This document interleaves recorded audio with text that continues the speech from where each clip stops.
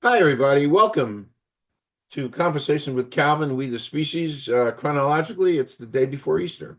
I just realized that. And I know yesterday was Good Friday, and the day before Easter. It's funny, some years ago, I had a chance to go to the room of the Last Supper. I actually walked in the room of the Last Supper. It was kind of powerful. And some amazing things. It would take me an hour to explain happened as a result of that, but we'll leave that go. But anyway, um, this is there are interviews and there are interviews. This is a very very special interview for me with Chris Jones because we're brothers in our group. How we met. Chris and I are part of Kae Wagner's Bold Authors Network, and we met in that, and Kae Wagner has been this beaming light. I'm trying to come up with adjectives to describe Kae. She's a lighthouse. She's energy and passion and knowledge, and she's guided both of us along this entire group. It's been the most valuable experience I've had in all my author experiences, and that's how I met Chris. And there's some great chemistry because I think generationally speaking, we're compatriots, and Chris's journey, similar to my journey. So these are part of the bonding things, and that's why we're here. And we're here to talk to Chris about his book, The Embers, the Bobby Tomlinson story. We're going to talk all about that as I hold it up. And again, we have to thank Kay for being the particulates of energy that got us together, and why we're going to spend some time together now. So, Chris, why don't you just do a little bit of an intro, and then we're going to jump because your journey is so fascinating, and to go from 40 years in public affairs and now to do the kind of writing that you're doing. It's quite a journey, and I think your whole journey, at the University of Georgia. I mean, all of that. It's great stuff. So I'm done with my monologue. I always call it my Johnny Carson monologue. And when I say that to about 85% of the people, it's my Johnny Carson monologue. They look at me like, who? Who's Johnny Carson? And silently off camera, I'm slapping myself in the face, but it is what it is. So take it away, a little background, Chris, and then we're going to jump into your journey. Sure. Thanks, Calvin. I'm a native of South Georgia. Grew up in the 1950s and 60s in a small southern town, about 3,000 population. And over the years, as I grew up and participated in the town, it was a sheltered life. My parents were. I found out when I was in junior college that we were probably living in poverty. Always had clean clothes, enough to eat. People were in a small town were always friendly, and you never realized the money and the status difference that could occur later in life. But that's the environment I grew up with. It was a segregated South, but there was always a blending, not necessarily a blending, but there was always interaction among the races of all colors. In high school, I had gotten into radio. I always loved to listen to radio as I was growing up. My parents had gotten me a transistor radio, and I'd listen to the stations in Chicago. I'd listen to a station out of Nashville, and always dreamed that I was going to be a disc jockey and play that music that I love to hear so much.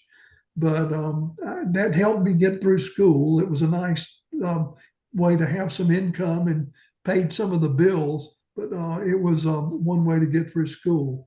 Um, um, as I ended up, as I found out that I wasn't as good of a disc jockey as I wanted to be, and my career evolved to the first step was I ended up getting into radio news. And that was simply because I couldn't find a place as a DJ. And I moved into wanted to stay in the medium. And so I got into news and then doing sports. And that was my college career was becoming I did the color for the University of Georgia football game, basketball games, and the actual G-Day football game. But otherwise, I was a flunky in the booth of the broadcast crew. Um, as I got out of college, I stayed in radio for about 4 or 5 years afterwards, and eventually I've decided that the rubber chicken circuit on as a radio news guy didn't pay the bills as much as I wanted it to. So I started looking for other opportunities. And that's when I got into public relations. I was in a school system for PR and then also with one of the government agencies. And that's where I was introduced into the world of politics, was working with an area planning commission.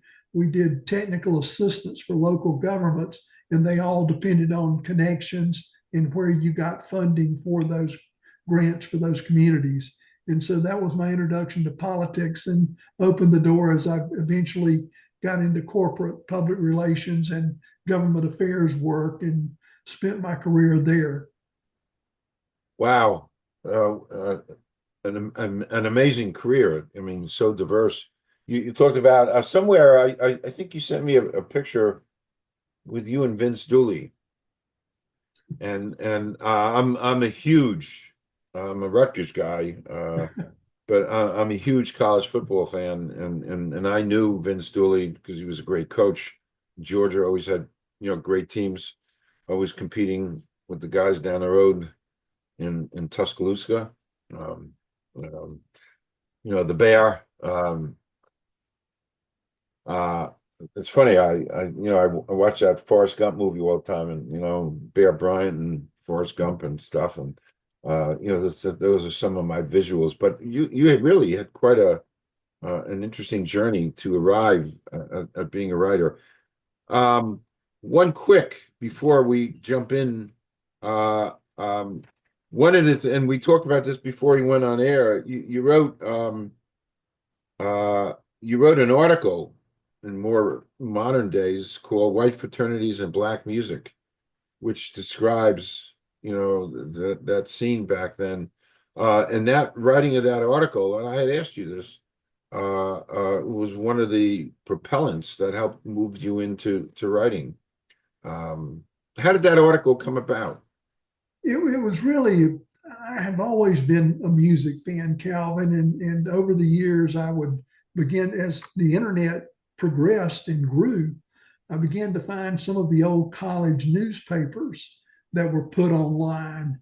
And so I started researching back through those to see what groups had played on campus when I was in school. And then I got to noticing who was here before. And it sort of unravels to me, or unwrapped to me, the bow that had sort of been placed on this wonderful musical past that the University of Georgia had experienced, that I had heard a little bit about, but didn't know the full extent of it. And so back in 2022 was when I got to putting together some of those pieces of research I'd found about the bands. And then I started tracing the people that were in school at the time. The thing I've always thought about music is it's such a fabric and a part of the culture of the time. And I wanted to talk to the people that experienced that music firsthand. And it was really quite fascinating. Reached out to the former president of CNN, and who had Tom Johnson, who had been involved in school in 1960 when some of this music came about, and the actual integration of the university took place in 62. So Tom was one of the people that was there with it, but he was extremely helpful, would always call back, return a call. We conversed several hours with that. He introduced me to another friend of his from college who was a prominent lawyer in Atlanta that I never dreamed I would ever talk to. And he, again, the two of them were officers of the Interfraternity Council that time and were very much involved in the issue. But we ended up with a pretty good story. Boom Magazine, a senior magazine here in the Athens area, published it. And lo and behold, the next thing I knew is I was getting inquiries from media people Wow. that I had known a few people from my days in journalism, but I'm talking about the BBC. I was interviewed by BBC One. That was quite an experience, but apparently the story resonated. There was a lot of interest in the Black groups that had come up through the 50s and 60s. And that was a door opener for me to be able to tell that story and then see the people that's reaction. And it's interesting, but there was a time, Calvin, right after the story was published for a month or so, that if you Googled Black music and white musicians, this story was at the top of that Google search for a few weeks. And that was quite an experience. I asked a couple of teachers that journalism teachers at school here, what does that mean? And they said it means people are going to that article. So that was an eye opener for me. Yeah. Wow. So now we jump in. Why the Embers? What made you want to tell the Bobby Tomlinson story? Calvin, I grew up with this music. It was literally the soundtrack of the South at the times. The Embers weren't just a band; they were a cultural institution in the South. Bobby's story offered a rare chance to trace the whole arc through one man who actually lived through that period of time, and he kept it going. I felt like it was a responsibility to be able to get it right, to tell his story, and capture the heart of beach music through Bobby's eyes. Well, was there off topic? Was there some kind of relationship to Bobby's beach music and the Beach Boys? There was an interconnection, but there was not any real ties other than the Embers happened to open for the Beach Boys at a concert in Raleigh in '65. Wow. And it's really interesting to hear Bobby tell that story because his interaction, basically, they were first told that they wouldn't be able to meet the Beach Boys. They were busy. But after their performance at that particular concert, the Beach Boys stood on the wings of the stage, thought they did a great job, and asked their manager, who had first turned down the Embers' interest in speaking to the boys, and said the Beach Boys would like to meet you. And so during the breaks between the concert, they were all introduced, and Bobby and one of the Wilson brothers ended up spending some time together, riding around town, listening to 45 in one of the car adapters at the time that played a 45 in your car. And that was I thought one of the better stories. Well, that's a great story. Wow. So they actually met. That's great. So how did you get connected with this project? And how did it evolve just from some interviews into a full book? The people that I worked with, I'm one of three co-authors. Bill Benners and Skip Creighton were the other two. And Skip and Bill had entered into a contract with Bobby back in 2008 to write a book on the Embers and to tell the story. As they got to putting the story together, they had relied on some interviews with the band members over the 60 years history of this band. And they realized that they had quite a great bit of videotape, and they decided they would first do a DVD and make a video of it. So between 2008 and 2014, they did the interviews. there've been over 50 members of the Embers over that time. They interviewed a number of them, and then also they interviewed other club owners that they played with, and fans and things. And they ended up with a really great story. It was called The Embers, the Heart and Soul of Beach Music. The DVD was good, and North Carolina Public Television picked it up. And so it is now in circulation. They'll play it 2 or 3 times a year. And so the Ember story that first came out was is still in circulation. Over the years, Benners and Creighton had wanted to get back together with Bobby to complete the book, but for different reasons, it just dragged on and just laid there. But as Bobby turned 84 or turned 80, that's when they began to take the story back up, as they realized that they wanted to do this and get Bobby while they could. And so in 2024, a friend of mine just mentioned my name as someone who had written about that era. And Bill and Skip asked me to join their team, and that's how we all got together. Working with Bobby was quite an event for me. We spent literally hours a week on the phone, and we got to know each other very well.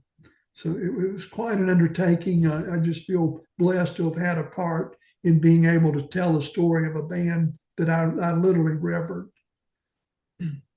Which leads me to, did anything surprise, what surprised you the most about this journey and your discovery and your research and stuff? I'm sure you had some surprises. The big thing to me was how much of a business it was. And that's something that I think is sort of under the covers, if you will, a good bit. But the Embers were entrepreneurs. They were trying to make money. I think they were trailblazers. Back in '65, they had the idea, after they had been playing in a nightclub for another gentleman that owned a club there in Raleigh. They decided they would open up their own club, and a band with a club. Basically, it provided them a place to play. They, of course, had bookings elsewhere. So that stage, they wanted it to remain busy. So they brought in friends of theirs who were in other bands. So it became a showcase for a lot of regional bands at that time. But the Embers ended up with 6 clubs over a 15 to 20 year period. And a couple of them operated simultaneously in different parts of the state. But the Embers also were I think, innovators again, as they took over their own booking. They didn't rely on a booking agency to book them. They also formed their own publishing company and record label. And it was Embers Entertainment Enterprises. And so they were quite innovative out there. And I just didn't realize that kind of thing was important in the music business. I just listened to the music. Right. But there's a whole lot else that goes on underneath the surface. So they did a lot of original music, correct? They did. They were mostly cover bands. Mostly cover, okay. And that's probably a shortcoming that they really should have looked at doing earlier, was to getting out into some of the original music. They did record a few original pieces, but that was in the 70s. And interesting enough, one of those original pieces is what they are known for today. That's funny. Wow. That's really, really interesting. Is the Carolina beach music scene, is there obviously there's got to be some similarities to the California, scene, but pretty much the Carolina beach music scene does stand on its own, correct? It does. It basically, the music that grew up with it was around what kids associated with a fun time at the beach. Most of the areas in the geography in the South is you would have a pavilion or a nightclub on the beach that would basically have a great jukebox. And the music that grew up with it, the kids started hearing songs on that jukebox. And it mostly, interesting enough, it was a lot of Black artists that were on those jukeboxes.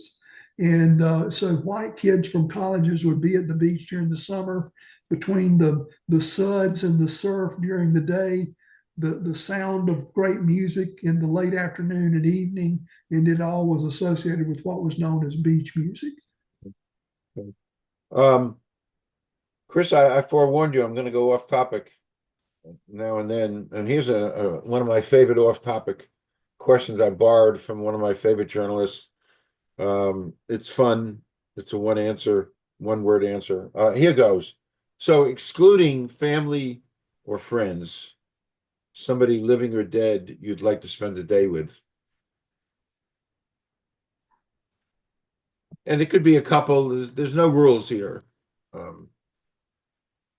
That's a great question. I tell you, someone, this is off topic as well, but one person I have always become quite a fan of, that I really wanted to, would love to get to know better, is Al Roker, the TV weatherman. Sure.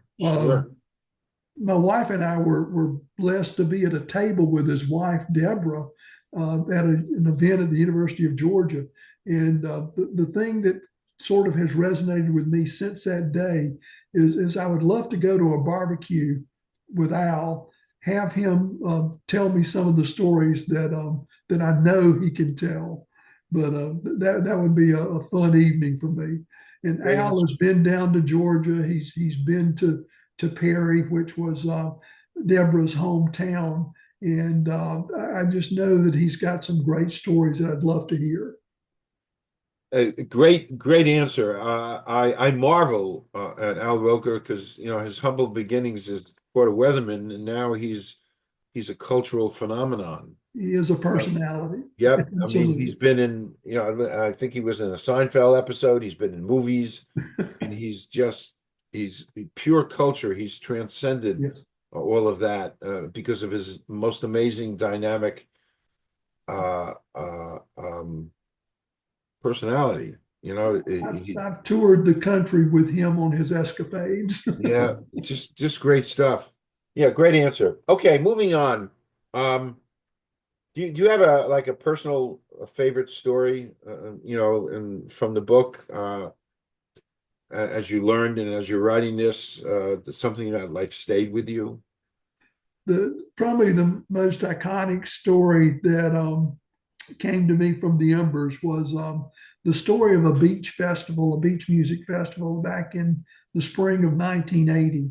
And it's a story that, I can understand how it occurred, but basically the Embers were on stage at Emerald Isle, North Carolina for a festival with 4 or 5 other bands. The Embers were in their slot, and you've got 7,000, 8,000 mostly college age kids out enjoying themselves, and the beer flowed frequently. And so the lead singer from the Embers was singing their signature song, "I Love Beach Music." As he's standing there on the stage, a kid nearby reaches up, hands Jackie a Budweiser. And so with Jackie's as he goes through the moment, he inserts, in the place of beach music, he inserts "I Love Budweiser," and the crowd picked it up. And so that ended up becoming sort of an anthem, if you will. The Ember song "I Love Beach Music" had already been an anthem of sorts. It had been out for about a year at the time, but it was the Ember signature. They played it probably 2 or 3 times every concert. And here all of a sudden you've got a new little life that is given to that song. Budweiser, despite their initial hesitation, they ended up picking it up as a commercial. And so the Embers singing what was the I love Budweiser, and then of course Budweiser King of Beers was the new tagline on it, and it became a national commercial for Budweiser for over probably 7 or 8 years. I like that Budweiser thing. I almost when I was between careers, I went to Budweiser. They had a brewery in Elizabeth, actually Newark, Elizabeth, and I wanted to work at Budweiser. I'm still waiting to hear from them. It's been about 50 years. So be it. But that's funny. I picked, but there were a lot of breweries in the area here because the water, especially around Newark, the water was some great water. So you had Schaefer, you had Ballantine, Pabst, lot Kruger. There were a ton of pretty reputable breweries here, and Budweiser, of course. Anyway, so what we briefly touched on, and I'm always fascinated because I came out of the '60s, that college scene. What role does the Southern college scene, the fraternity parties, and all this stuff, and the Embers? What role does the Embers? How did that college scene help the popularity of the Embers grow? It's very interesting, Calvin. The Southern college scene was something that I think really needs to be explored, and I'm hoping that at some point some people will tell that story fully. The Southern college scene grew up. Each this story of the University of Georgia probably went on, Calvin, when we talked about the black music with white students. That story went on at campuses throughout the South, small towns, larger college towns. That story was replicated literally throughout the South. But basically, a circuit would occur here as bands would play on, say, at the University of Georgia, and there would be with fraternity brothers in other schools that would be communicating. And so people in Georgia would hear about bands in North Carolina, vice versa. A good band from Athens would be picked up and play, say, at the University of South Carolina, or at Chapel Hill in North Carolina, or in Durham at Duke. And it just was a matter of where the word of mouth would spread the news of a good band in a good time. And lo and behold, you're going to bring that band to your campus when the opportunity presented itself. Okay. Again, I just find it's so fascinating. You know, growing up and being on campus in the '60s here, I can begin to grasp, the power of a college campus in helping mold and shape, careers. Where I went to school at Rutgers in Newark, we were a couple miles away from where this group was born, the Four Seasons. Literally a couple miles away from where they were born. So there was always that element of doo-wop Yes. music and the Four Seasons music, because it was literally right there. The Four Seasons, in my research, Calvin, I found that the Four Seasons were the first homecoming concert at the University of Georgia Coliseum when it was built in 1964. Wow. And so that was a grand time for the student body. Frankie Valli and the Four Seasons in '64. Sure. It's funny. Before I went to Rutgers, I went to the University of Toledo Pharmacy School for 2 years. Then I transferred to Rutgers for 4 years.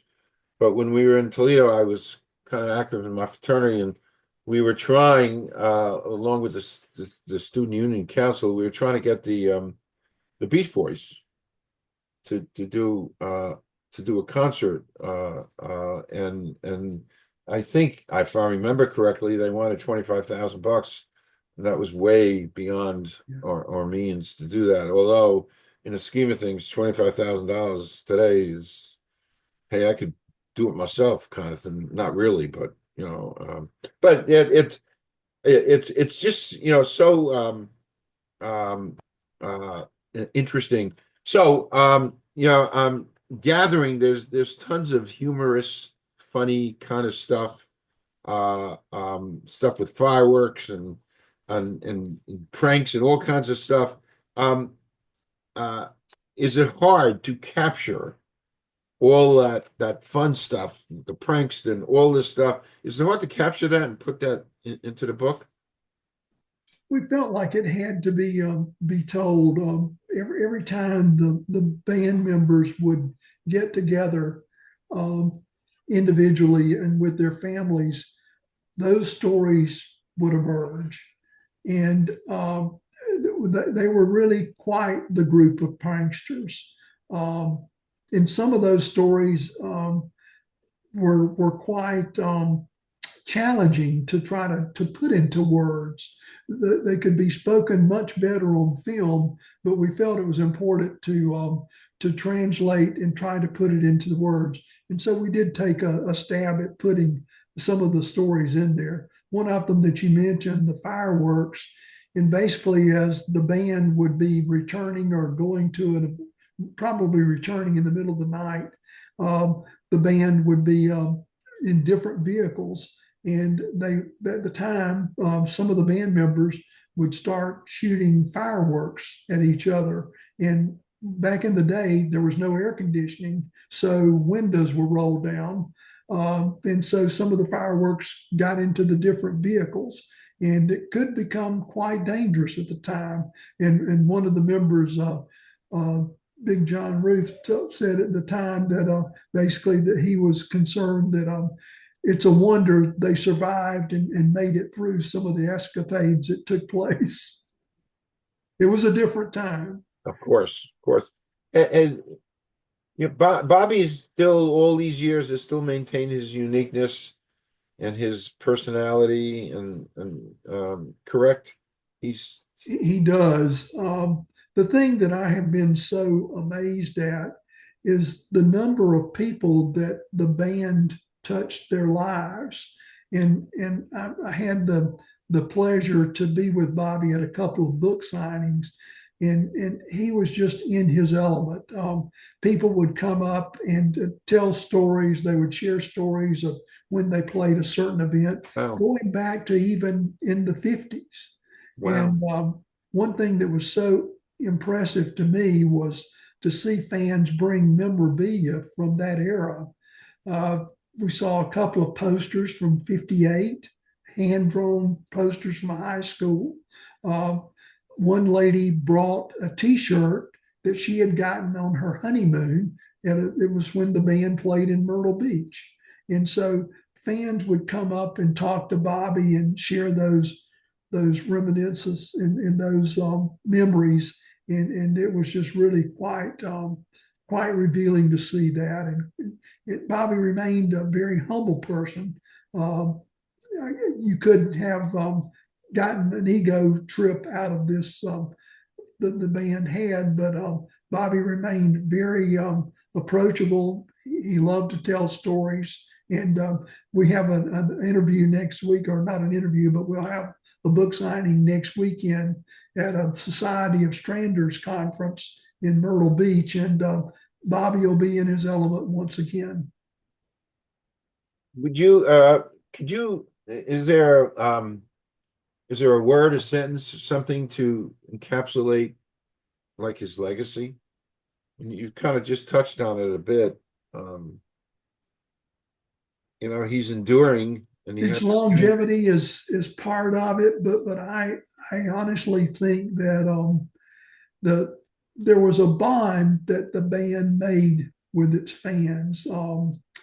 It was a shared situation of where the music and the memories just created a fabric, if you will, that is still woven to this day. And that connection, I think, is one thing that really caught my attention. Okay. How's the, early on, but how has the response been so far? And you're doing a lot of book signings and stuff. We've been pleasantly pleased with, if you will, with the books. We launched in November, and we were lucky to have a Carolina Beach Music Awards festival that they allowed us to come to, and that was where our first book signing was. So we got off running to a really good start. The Amazon sales have been okay. They've been not as stellar as they could have been, but by and large, realizing this book is a niche book. It's not going to be for everybody. But if someone grew up in the South, I think that if they grew up in the South, were familiar with beach music, remembers that great music over the times, they'll find something in this book that was important to them or something they can relate to. Again, is that Bobby on the cover? That is Bobby on the cover. Okay, Complete their first drum set that was with the logo, the Burning Embers logo. it's great. We tell the story of how they got to that in the book. Okay, then you got to read. Um, Before my last question, I always like to ask this too, off topic. Do you have favorite movies? Favorite movies I have gotten into mostly recently. I have enjoyed some of the documentaries that have come about. I enjoyed the Dylan recent documentary. Yeah, I've watched it 4 times already. Quite impressive. Yep. There have been some others that I remember. The Stax record story was one I've seen recently. That was another good one. But I'm really kind of drawn to the music stories are my personal interest. Okay. Which makes a lot of sense. It's funny you brought that up. I listen, I was a huge fan of Bob Dylan because there was nothing. I mean, listen, he got the Nobel Prize, and part of that is blowing in the wind, and times are changing. And I don't mind saying this on air. In modern days, I had gone to 2 Bob Dylan concerts, and both of which I walked out of within the first 4 or 5 songs. I was gone. Um, I did one with my wife, and I did one with my son. And my son and I, we only made it through 2 songs. Third song, we were gone, left, because it's not. Hey, and that's interesting because watching the documentary, A Complete Unknown, and again, I watched it a whole bunch of times because I wanted to see the birth of Bob Dylan and how that all came about. I was a huge Woody Guthrie fan, Yes. huge, and I never realized that he was hospitalized down the road from me here at Greystone. I never knew that. Huge, and part of who I am today is my not having got involved more in the music scene. I was 30 minutes by train from Greenwich Village, the capital of. Wow. Yeah. And did I ever go to Greenwich Village all those years? Zero. And I am who I am today, and I won't let things pass me by because I remember well that I didn't partake of this revolution in human history, the music, the peace, and the civil rights, all this stuff being born right across the river in the village. I never did any of that. I was just, and so I am who I am today, and I'm sitting here talking to you, Chris, because I'm aware of my shortcomings and the opportunities that I had, and I won't let opportunities pass me by. But interesting movie about early Bob Dylan. Truly great Such a stuff. great title for the documentary. I mean, just it summarized his life at the time and just the music, the power of his music, and Yeah, uh, power. the first first Dylan song, I remember hearing all the others leading up to it, but one of my favorites was the Like a Rolling Stone, the 5 or 6 minute version. So it was a great music from Dylan. Oh, just I mean, listen, he got a Nobel Prize. His words are just so enduring, so powerful. It energized the whole generation. It helped to cement change that we were ready for, that we needed. It just and listen, he's entitled. You know, he's entitled to go whatever direction he wanted to go. So you can't fault him on that. That's you know, interesting stuff. Pete Seeger, I love.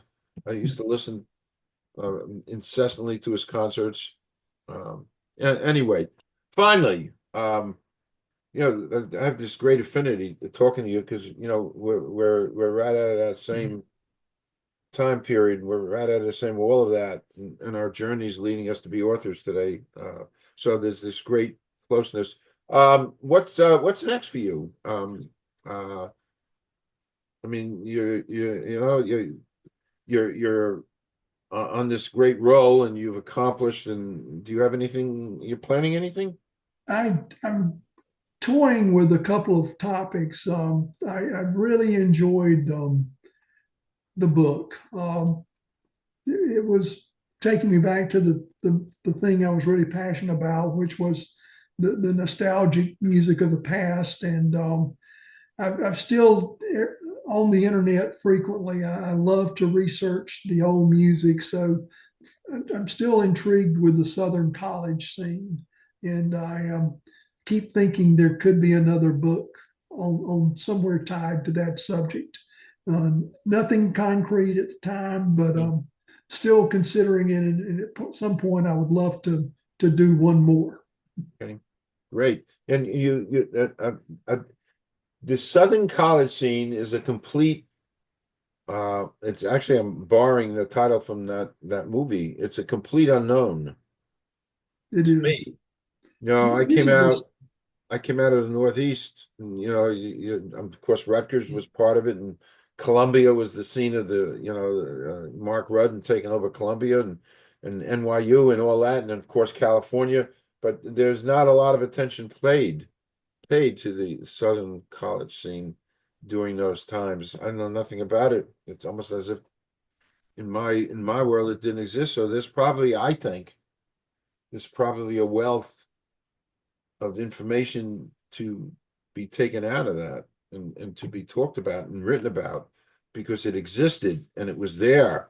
And I could ask a million questions about the Southern college scene.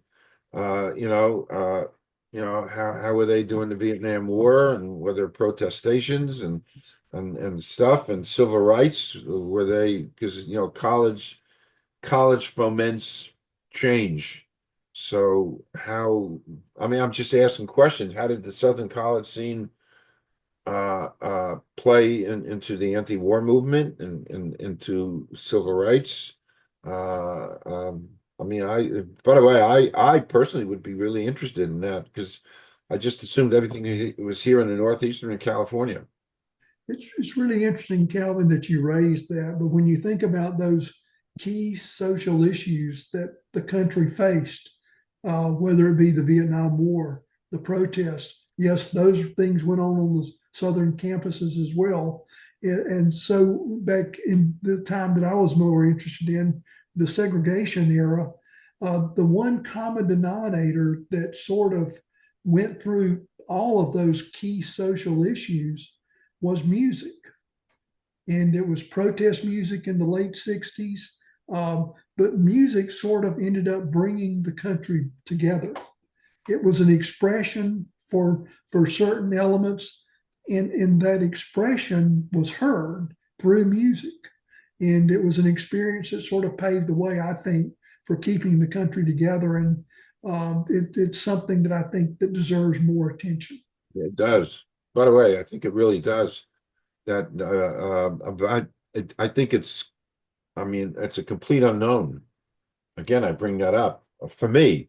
I like to think I'm on top of things, but I had no idea what was going on Southern college campuses during this time of change. and upheaval and stuff, and I'd always be curious to know. So I think it's, hey, maybe I lit a fire, I don't know, but I think that's a great thing there, Chris, that you brought it up. So, well, I just realized we could probably go on here for several more hours, literally. And you know what? To be continued, because this should be continued. You know, I do a lot of stuff with Gen Z, and oh, you know, I've interviewed an army of Gen Z kids, and you know, I taught at Rutgers a few years ago, but it's something warm and fuzzy to talk to a compatriot and a fellow time traveler like you, and so this has been very special for me. Um, Calvin, I really enjoyed it. It's great. I admire what you've done. Your recent series with the New Jersey Arts Festival people, that was just quite an undertaking that you made. yeah, And it's got to be such a neat event for those artists and professionals that put together their energy and time to correct. produce those films. So I applaud what you're doing, and I'm a big fan of Calvin. I've never been a psychiatrist, but I should go to have him examine my head why I did that. Well, then, you know, I interviewed 40 people, and these are long interviews like our interview. They weren't, you know, 5-minute interviews like you see on TV. These were hour-long interviews, and I only expected to interview 1 or 2 people. So I'm very friendly with the founder and the current director of the Garden State Film Festival, and so last year I wrote a little note. I'm happy to interview, and they sent me 2 people to interview, and it was great. I interviewed them, and you know, done. This time I sent, you know, a few weeks ago I sent a note out. Happy to interview a few people. I didn't ask her to send it out to 200 people, but she did. And by the end of the day that day, I had 50 requests from people who wanted to be interviewed. And I'm an old-fashioned guy. My values are in the 60s, so I ain't turning anybody down. So I had to then figure out how am I going to interview, as it turned out, 40 people in 10 days. And you know, the interview is hours to prepare and learn and then doing the interview, and then in a couple of hours putting it all together and getting it up online. So it's not it's work. But I loved it, you know, Chris. I loved because each one was unique and different, and there were little people from all over the world, mostly here, obviously, but you know, I interviewed this unbelievable musician in Germany, accomplished, I mean, all over, and a bunch of California. It was a wonderful experience, and I never planned, you know, I didn't ever even plan to do this channel. You know, there was no game plan. I never even planned to write a novel. You know, nothing. These things just land in your lap, and maybe it's part of some grand design. I don't know. But anyway, um, we just keep talking and talking here. So officially, I'm inviting you to come back, and we'll figure it out because we work with Kay, and we'll figure out and come back, and we can talk some more. But you did make my day. It was a nice way to start the day off to interact with you. Calvin Barry Schwartz, I have thoroughly enjoyed this, Thank you, and Chris. I've been through several of your podcasts, and I'm going to get back to that on your channel and enjoy going back through Thank them. you. And I also have your book in, and I'll be reading that in the Well, near thank you. future. It's at And the at top some of my point, I'm going list. to get the Kindle of this because I can identify with so much of that. So that's going to happen for me too. So I'm don't really, leave. I'm just going to stop recording. We're going to do a 2-minute wrap or less. And thank you again, Chris. Thank you. thank you, Calvin.